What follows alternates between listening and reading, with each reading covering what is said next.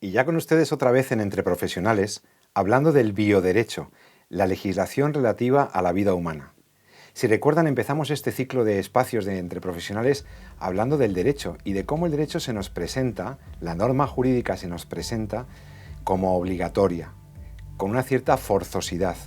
El derecho no recomienda cosas, el derecho nos dice cómo debemos actuar, promoviendo determinadas conductas y prohibiendo otras conductas. Ese es el factor normativo, el factor determinativo de la conducta por parte del derecho.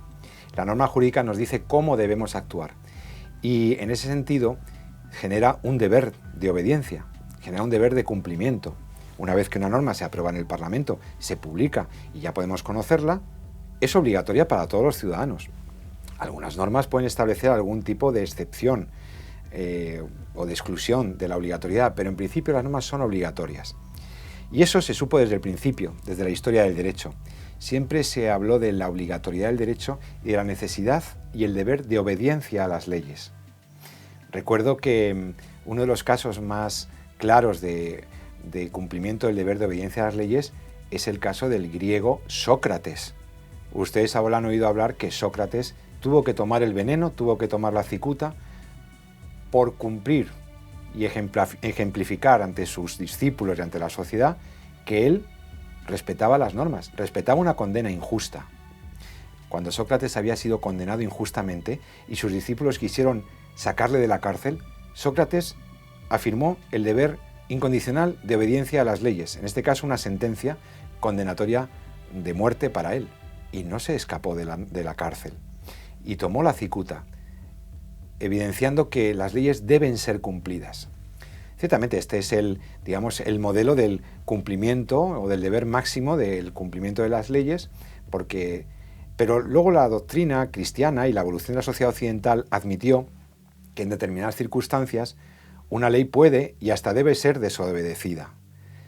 Recordarán que hablábamos de la posibilidad de que pueda haber leyes injustas. ¿Cuándo una ley es injusta? ¿Cuando a mí me parece injusta porque me molesta? No. ¿Cuando le parece al vecino o a un colectivo? No.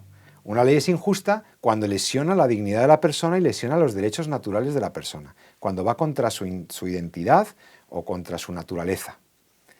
Cuando va contra el derecho natural tenemos el fenómeno de la ley injusta y ante estas, nada menos que Santo Tomás de Aquino ya decía en sus escritos teológicos que existe un deber del buen cristiano de resistirse y hasta desobedecer a las leyes injustas. El principio general de Santo Tomás es que todo cristiano debe obedecer las leyes civiles, obedecer las leyes del Estado, etc. Hasta un límite. Cuando violentan las leyes divinas, cuando van contra las leyes humanas más básicas, contra el derecho natural. Ahí se abre una posibilidad ya en la doctrina cristiana de resistirse, de desobedecer un derecho injusto. Por eso los diversos ordenamientos jurídicos han establecido fórmulas para que esa libertad de conciencia y esa libertad para entender que estoy siendo lesionado en lo más íntimo en mi conciencia pudiera ser un motivo para resistirse y no cumplir un deber jurídico, una obligatoriedad establecido por la ley. En los modernos ordenamientos democráticos existen formas más o menos reguladas de asumir formas de desobediencia civil, pero sobre todo se ha desarrollado una institución que es muy importante, de la que quiero hablar hoy brevemente, la objeción de conciencia. La objeción de conciencia es un mecanismo constitucional, legal, es un derecho que en la mayoría de las sociedades de nuestro entorno se establece como una facultad que yo tengo para no cumplir, eventualmente no cumplir con una ley, para no obedecer una ley que fuera contra mi conciencia, contra mis convicciones morales, contra mis convicciones religiosas, contra lo que yo estimo que es algo no negociable, por decirlo así coloquialmente, ¿no?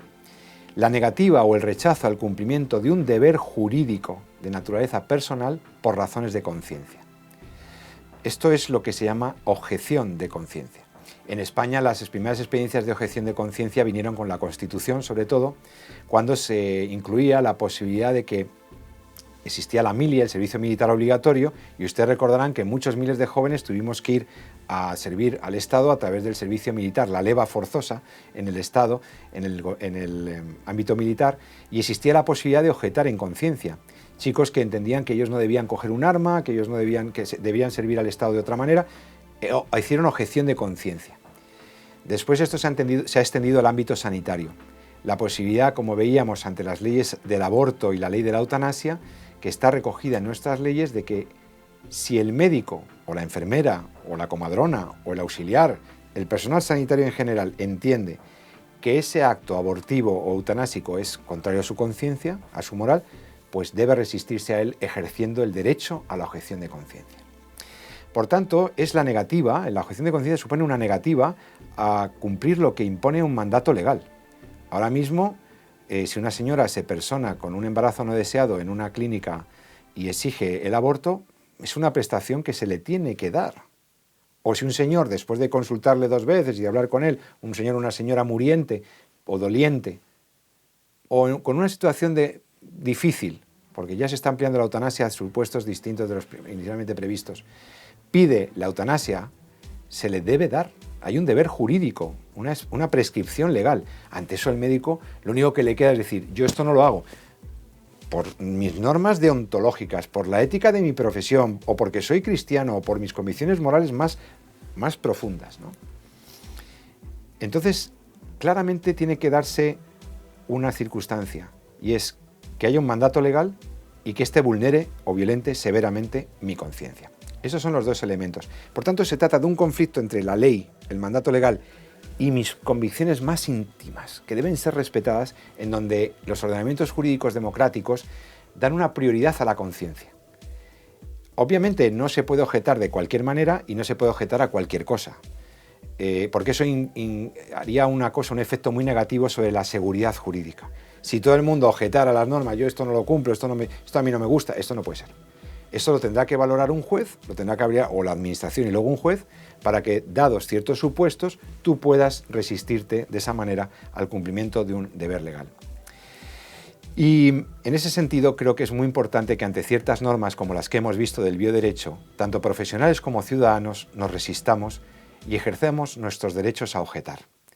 Miren, la conciencia es el último reducto de nuestra personalidad, de nuestra inviolabilidad, de nuestra intimidad. Como cristianos y como ciudadanos debemos ser firmes en la defensa de nuestras convicciones, por los cauces legales, por los cauces democráticos, de manera pacífica, utilizando los mecanismos que el derecho nos permite para no permanecer indiferentes ni simplemente acríticos ante normas que lesionan gravemente al ser humano. El caso del aborto, de la eutanasia o de tantas leyes educativas, leyes o normativas políticas que realmente consideramos que son injustas, que he hablado además con las personas que tienen autoridad sobre esto, con las instituciones o con las personas que tienen autoridad moral sobre nosotros, realmente vemos que es una norma injusta. Nuestro deber como cristianos es resistirnos a ellas. Intentar cambiarlas, por supuesto, intentar minimizar sus efectos. Hay muchas formas de resistirse a una ley injusta, pero lo primero es darse cuenta de que no es indiferente nuestra actuación y que tendríamos un deber ciudadano y un deber todavía más acusado en el caso de los cristianos, de defender nuestras convicciones frente a leyes que atentan contra la ley natural y contra el derecho natural. No son nuestras creencias religiosas. Estas objeciones las comparten millares de personas que no comparten nuestra fe religiosa y, sin embargo, desde sus convicciones morales, desde su profesionalidad, se oponen a ellas. Entre todos debemos ir construyendo una sociedad más justa, empezando por el bioderecho. Un bioderecho que tiene que huir de esas tentaciones eugenésicas de las que he hablado antes, de eugenesia social, que debe valorar toda vida humana, sea cual sea su situación, de la misma manera como valiosa en sí misma, que vale más la vida, el valor de la vida en sí misma, que la calidad de la vida, que debe respetar la autonomía de los pacientes, claro que sí, la autonomía de las personas, pero al mismo tiempo también hay que respetar los derechos de los médicos. No olvidemos también que donde hay un derecho subjetivo siempre hay un deber jurídico correlativo y tratar de apostar por la justicia y por el bien común. Eso es lo que debe regir a un buen legislador y lo que una sociedad democrática y avanzada debe hacer. Ya conocemos un poco estas leyes, ya conocemos el bioderecho, ya hemos visto cómo ciertamente a través de la actuación de la sociedad civil y de los profesionales se pueden ir cambiando las cosas. Ojalá y entre todos, con la actuación de todos, con la oración de todos y con el trabajo firme y serio de los profesionales, podamos ir minimizando los efectos de estas leyes. Vienen leyes de familia, leyes sobre identidad personal, sexual, que otra vez agreden la naturaleza humana. No tenemos tiempo ahora de hablar de ello, otros especialistas lo harán, pero es muy importante identificar dónde se está dañando a la identidad y a la naturaleza de la persona humana, que además es una persona dotada de dignidad y de la máxima dignidad como criatura y como hija de Dios. Protejamos a las personas, protejamos a los más vulnerables y legislemos mejor. Ha sido un espacio de Entre Profesionales para todos vosotros. Me despido hasta próximas ocasiones. Amen la vida y defiéndanla. Hasta siempre.